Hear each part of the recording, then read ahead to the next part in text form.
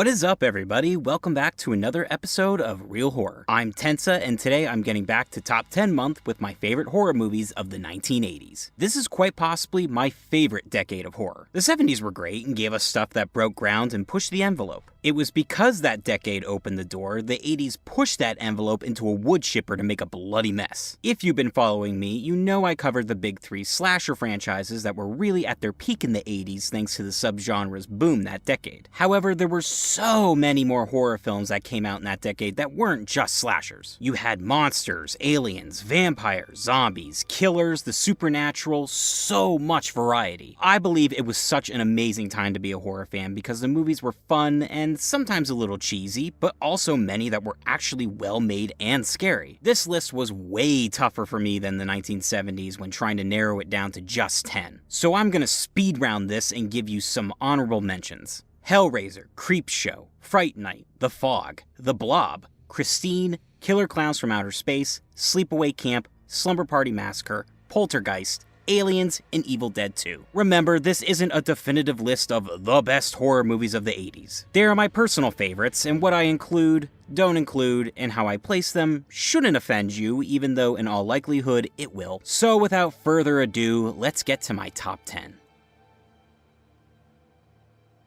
My number 10 is George Mihalka's 1981 My Bloody Valentine. The town of Valentine Bluffs is in danger when deranged killer Harry Warden appears to have returned to kill any of those that dare celebrate Valentine's Day. When a group of teens defy the warnings and hold a secret Valentine's party, they start turning up dead one by one, courtesy of the psycho miner. I've always thought this was one of the better holiday-themed slashers that came out in the 80s. It has a memorable killer, Harry Warden, with his miner outfit and mask, along with a trusty pickaxe as a signature weapon. The kills look good, but you should definitely be watching the unrated version to get the full effect. I love the setting of Valentine Bluffs since it has a very real feel of a small coal mining town. Scenes in the actual coal mines also build a good atmosphere of claustrophobia. A good amount of time is spent on the love triangle going on between characters Sarah, Axel, and TJ, while the town's mayor and police chief are running around finding dead bodies and trying to stop the murders. It all builds to a surprising reveal in the finale and ends on a creepy note. I have a lot of fun with this thanks to its kills, the killer, setting, and decent characters. Always a fun one to pop in around February. My number 9 is Dan O'Bannon's 1985 The Return of the Living Dead. When messing around a secret military container, two warehouse workers accidentally release a gas that resurrects the dead who are famished for human brains. Just to clarify for any of those that may be confused, this has nothing to do with Romero's Of the Dead series. It's completely different from Night, Dawn, and Day. It is up there as one of the best horror comedies out there. It gets so silly at times, and in fact, right off the bat, the movie is ridiculous as it states that it's based on true events. There are essentially two groups of people, the warehouse workers who release a toxic gas and try relentlessly to fix their mistake, despite making it progressively worse, and the teenagers who get caught in the middle of the mayhem. The shenanigans each go through can be scary at times, but also oddly hilarious. The warehouse workers, who include Jason Live's actor Tom Matthews, are hilarious in their back and forths, trying to figure out what the hell is going on while you slowly see their transformations. And the teens are so stereotypical 80s and over the top, but you eventually start to root for them when the zombies start attacking. Speaking of, this has one of my all-time favorite zombies in the Tar Man. His melted design is creative as hell and it still freaks me out. The soundtrack is also great with its punk rock and roll. Guaranteed to make you laugh, but also give you some awesome zombie action. My number 8 is Stanley Kubrick's 1980 The Shining. After being hired as the winter caretaker of the Overlook Hotel, writer Jack Torrance is accompanied by his wife Wendy and son Danny to stay. However, a malevolent force seems to be present in the hotel as Jack grows increasingly malicious while Danny has disturbing psychic visions. I think there are many people who would consider this to be one of the greatest horror movies ever made. Kubrick is obviously top-tier director, even though he was notorious for mistreating his actors and going overboard on getting certain shots done. Regardless, he made it so damn well with his cinematography, disturbing moments, and so many hidden things that many have analyzed the shit out of it. It is an adaptation of Stephen King's novel, however it strays fairly far away from King's book to the point where King has been on record of saying that he's not a fan of the film. Jack Nicholson plays Jack Torrance so well as this guy who is already a little off, but watching him grow more and more crazy as things get weirder in the Overlook is freaky. I've always thought that it helped fuel the thought of whether or not the hotel was actually actually haunted or if the cabin fever broke him. The score is so ominous along with the memorable imagery throughout. It's super well made, works on the level of being a supernatural or paranoia horror, and has a standout performance from Jack Nicholson. My number 7 is Joel Schumacher's 1987 The Lost Boys. Brothers Michael and Sam move with their mother to live with their grandfather in Santa Carla, California. While Sam makes some odd friends of his own, Michael gets wrapped up in a group that turns out to be a gang of vampires. It's up to Sam to save his brother from the undead fiends. This is my favorite vampire movie. I've never been a huge fan of them, but this is one of my few exceptions. Technically another horror comedy on my list. I love all of the characters, from the Emerson family to the Frog Brothers, and even the vampires led by a young Kiefer Sutherland. You've got Corey Haim and Corey Feldman, a big duo of the 80s, teaming up to take on the vicious group of vampires, but there are plenty of laughs to be had along the way. You're a vampire, Michael. My own brother, a goddamn shit-sucking vampire. Oh, you wait till Mom finds out, buddy. Sam and Michael have a genuine relationship as brothers since they do want to help each other out, but also give each other a hard time, like real siblings. Feldman is also funny as the weirdo comic book guy who also acts as a trained vampire hunter. The vampires periodically attack people during the movie, but you don't see much until they take Michael and you see them absolutely massacre a group of partiers as Walk This Way plays the entire time. You'd think that lessened the effectiveness, but oddly enough, it works. It all leads to a blood-soaked final battle against the vampires to kill the head and return Michael to normal. A great 80s take on vampires. My number 6 is John McTiernan's 1987 Predator. When a crew of military soldiers are requested for a rescue mission in the jungles of Guatemala, they get more than they bargained for when an unseen creature starts to hunt and kill them one by one. Yes, Predator is a horror film. I've always looked at it as mostly action, but it also has the elements of horror. A creature killing a group of people until there is a final person left to fight back. If that doesn't classify as horror, I clearly don't know what does. This is 100% one of the manliest movies ever made. You've got 80s Arnold Schwarzenegger in his prime shooting up the jungle along with Carl, I Was Apollo Creed Weathers, and their team of badass tough guys. They could all be your bland, stereotypical macho men, but each of them has their own personality that helps them stand out. Then you've got the actual threat, the Predator, one of the coolest alien designs ever, as it seems human but animalistic with armor, weapons, and a mask. It kills its prey in gruesome fashion and is super tactical and intimidating. The finale of Schwarzenegger fighting the Predator is one of my favorite climaxes in any movie and has one hell of an explosive ending.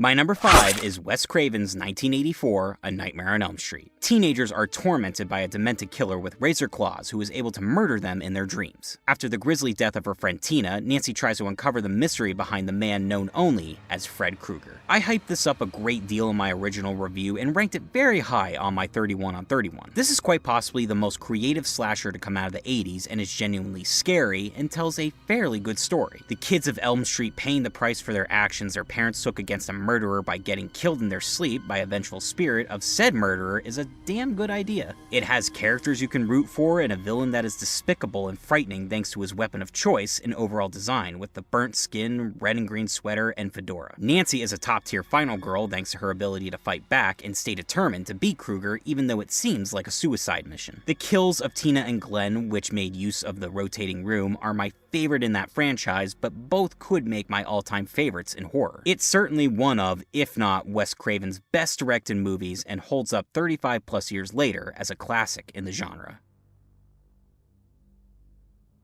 My number 4 is Tom Holland's 1988 Child's Play. Murderer Charles Lee Ray is gunned down in a shootout but attempts to pass his soul into a children's doll named Chucky. The doll makes its way into the Barkley household after little Andy receives him as a birthday gift. However, things turn grim as several deaths occur and suspicion begins to grow when Andy says Chucky is responsible for them. This movie terrified me as a child. I was traumatized when I saw the cover of Chucky holding the knife in our local video store. Dolls already freaked me out, so seeing a murderous one did not help. It took me years to get over my my fear, but I grew to love the character and the original movie. Chucky is such an asshole and still semi-freaky looking to me, but that smart-ass evil personality makes me like him a lot. The original is one of my favorites because I enjoy the build-up to the reveal that Chucky is actually alive, and you want to see the Barkleys prevail against him. It's just Andy and his mother Karen, but watching Chucky secretly break them apart as everyone starts to believe Andy is responsible for the deaths of his babysitter and Chucky's former accomplice is kinda sad. They have such a nice mother-son relationship, and you just want to grab Karen and tell her to please believe Andy. But the finale in the apartment building is pretty fun and over the top. I enjoy that this one kinda takes itself seriously and actually has this creepy atmosphere, even though we're dealing with a killer doll. My number 3 is Mary Lambert's 1989 Pet Sematary. After moving with his family to Maine, Louis Creed's family cat dies, but new neighbor Judd takes him past the local pet cemetery to a hidden burial ground that brings it back to life. After the tragic death of his young son Gage, Louis battles with the idea of burying his son in the same area. Another Stephen King adaptation, and I'm sure there are plenty that don't agree with its placement or even inclusion on the list. However, this has always been one of my favorite horror movies. It has this odd, chilling vibe that never goes away with all the horrific things going on throughout. You've got Louis dealing with an apparition of a dead patient that sends him ominous warnings about not crossing the boundary, the cat Church returning from the dead and being a nasty son of a bitch, the haunting story of Louis's wife's sister Zelda, and the tragic death of young Gage. When the remake came out, I heard a lot of bashing of this one, especially the acting of Dale Midkiff as Louis. I've never had an issue with his performance, as it kind of fits the mood of the movie where things always feel strangely off, but in a good way. He's already a bit of an oddball, but that slow descent into madness makes him even creepier. Fred Gwynne is excellent as Judd with that thick Maine accent of his. He is very lovable, but again, a little odd. And Miko Hughes, who I talked about in my new Nightmare review, was only 3 years old when he acted in the film, but holy shit, he's good. He's such a cute kid, but then by the end, he's terrifying. This movie always freaks me out, and by the end, I feel emotionally drained.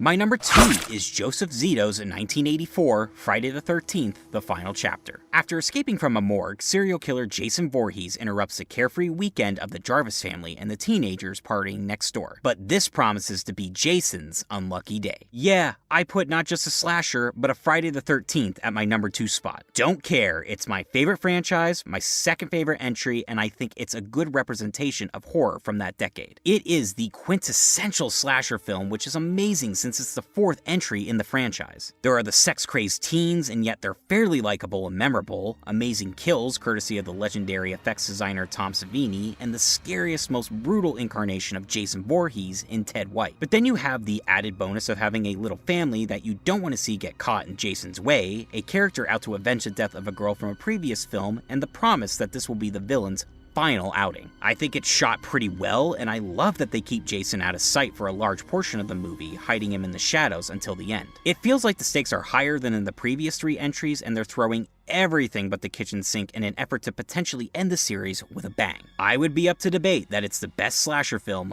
of the 80s. But my number 1 horror film of the 1980s is John Carpenter's 1982 The Thing. A research team in Antarctica has their peace disrupted when they take in a dog that was being shot at by another crew. The dog turns out to be a parasitic alien and begins to attack, kill, and take the form of members of the team. It's up to pilot R.J. McCready to lead his crew in a grotesque battle against the creature while also determining who may or may not be the alien in disguise. This is without question my second favorite John Carpenter film behind Halloween. It is such an achievement in practical effects with all the different forms the alien takes and disgusting gore. The seclusion of the group in Antarctica works perfectly in helping build and intensify the sense of paranoia as they all start to turn on and accuse each other of being the Thing. They're trying to figure out what the hell is going on, but when you can't feel like you can trust anyone, it's hard to work together to come to any conclusion. That, and it's hard to explain a shape-shifting alien. Paranoia and that sense of not being able to trust anyone is honestly a big fear of mine. The feeling that people you've come to know may be plotting against you is an unsettling feeling to me, and it's the aspect of the movie that scares me the most, just as much as seeing the actual alien. I would go into more detail, but this one I definitely want to review in the future because of how much I enjoy it. But just know it's directed amazingly by Carpenter, shot brilliantly by his old pal Dean Cundey, Kurt Russell is a badass as MacReady, the special effects are godly, and it has one of the greatest jump scares in any movie, along with one of the bleakest endings. A true gem in sci-fi horror.